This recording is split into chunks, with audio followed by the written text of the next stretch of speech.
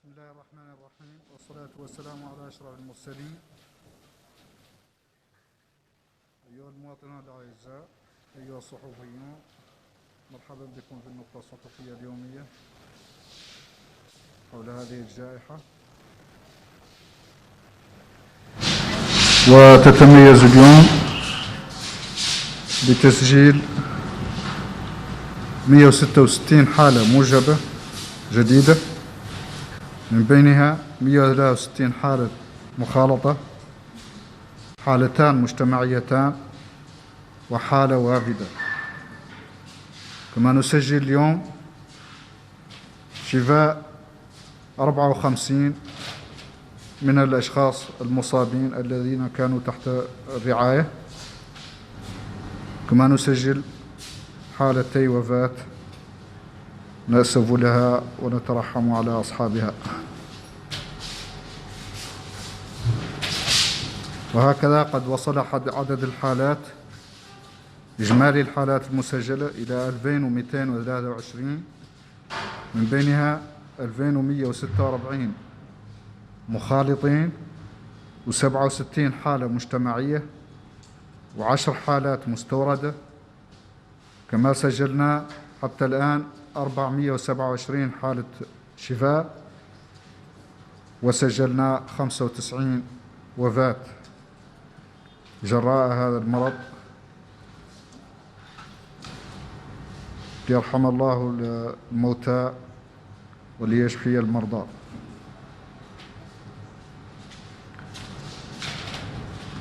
أما الحالات النشطة اليوم فعددها 1701، من بينها 1557 بدون أعراض، 136 بأعراض خفيفة، و8 حالات خطرة. بالنسبة للفحوصات،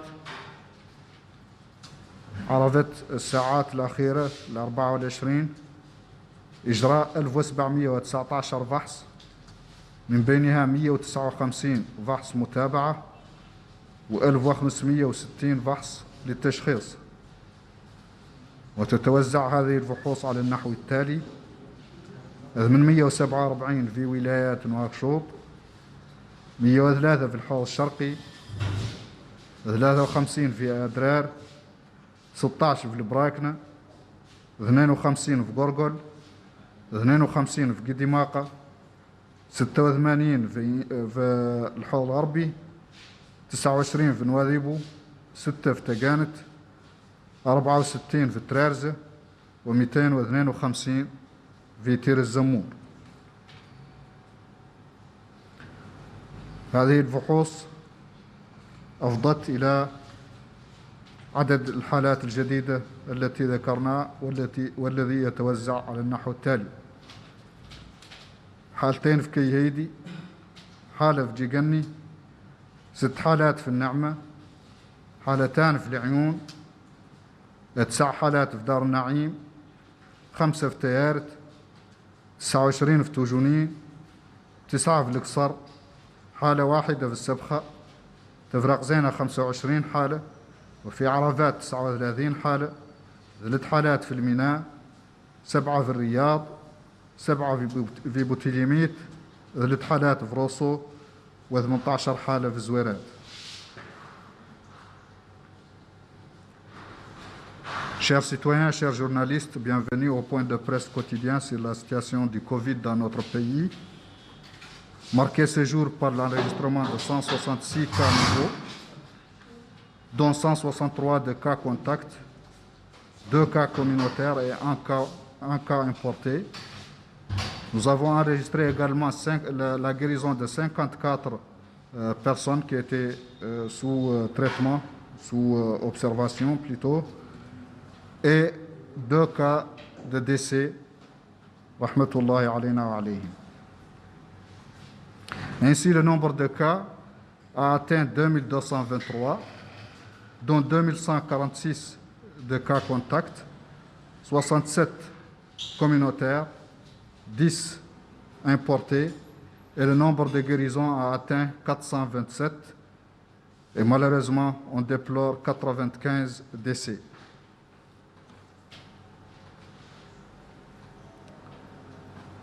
Les cas en observation aujourd'hui sont au nombre de 1701, dont 1557 sans signe, 136 avec des symptômes légers et 8 en situation grave. Pour ce qui est du dépistage, on a enregistré 1719 tests au cours des dernières 24 heures, dont 159 tests de suivi et 1560 de diagnostic, répartis ainsi qu'il suit entre les régions. 847 tests à Nouakchott, 103 au Had Sharqi, 53 à Nadrar, 16 au Brakna, 52 au Gorgol, 52 au Guidimaka, 86 au Had Larbi, 29 à Nouadhibou, 6 au Tagan, 64 au Trarza et 252 au Tirzamou. Les nouveaux cas se répartissent ainsi qu'il suit entre les Muqata'a: 2 cas à Kaïdi, 1 à Djigani, 6 à Nema, 2 à Ayoun, 9 cas à Darnaïm, 5 à Teret, 29 à Toujounine, 9 au Oksar, 1 cas de Sabkha, 25 de Tevrak Zainab, 39 d'Arafat, 3 d'Elmina, 7 cas de Riyad, 7 de Boutilimit, 3 de Rosso et 18 de Zouerat.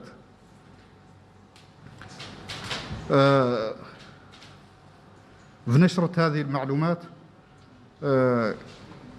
تخلق حالات نسجلوها نعلنوا عنها في مقاطعات معينة، وأحيانا يعودوا المقاطعات ما هم عالمين بهذه الحالات ذي، والله ما عدلوا الفحوص في المقاطعات، معناها المسؤولين الصحيين والإداريين في المقاطعة يعودوا ما هم عالمين بهذه الحالات اللي نعلن احنا عنها هون. وهذا يرجع لأن الفحص يتم بالطبع في المقاطعات عن طريق الفرق المختلفة وعن طريق المؤسسات الصحية، يتم أيضا في المستشفيات. المستشفيات ما هي عناوين، ما هي مرتبطة بمقاطعات ولا هي مرتبطة خاصة في نواكشوط ولا هي مرتبطة بولايات، هي مستشفيات وطنية ويجوها المرضى من جميع أنحاء البلد.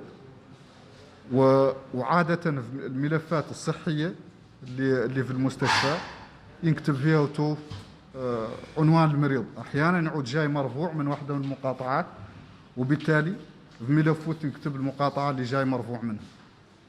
أحيانا يسأل المريض ويعطي إجابة على أنه من المقاطعة كذا وتسجل ذيك المقاطعة.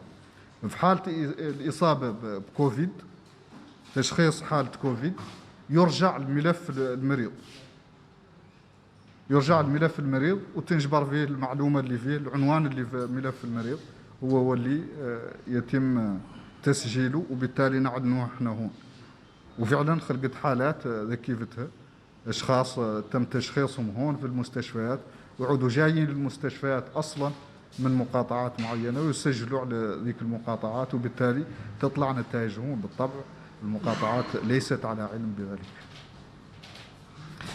Je disais que dans les données que nous présentons quotidiennement, parfois on annonce des cas dans certaines muqata'a alors que les autorités administratives et sanitaires de la muqata'a ne sont pas au courant de tels cas et n'ont même pas procédé au dépistage. Et donc cette situation est due essentiellement à ce que les tests de dépistage se font effectivement par les équipes de muqata'a, les équipes mobiles ou les équipes dans les structures de santé, mais ils sont effectués également par les hôpitaux. Et dans les hôpitaux, on se base sur les dossiers des malades.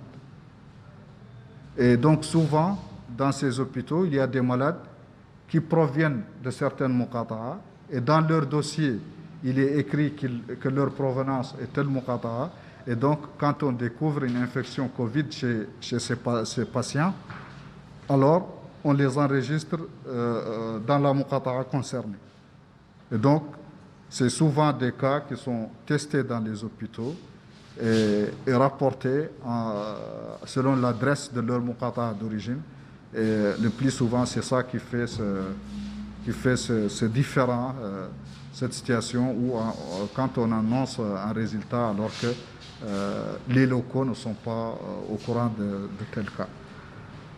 وبهذا أصلي وأسلم على سيد الأنام وإلى غد إن شاء الله. إذا كانت تلك وقائع المؤتمر الصحفي اليومي لمتابعة تطورات الإصابة بفيروس كورونا في بلادنا خلال 24 ساعة الماضية. اجتمعت لجنة المالية بالجمعية الوطنية أمس برئاسة النائب زينب متتقي رئيسة اللجنة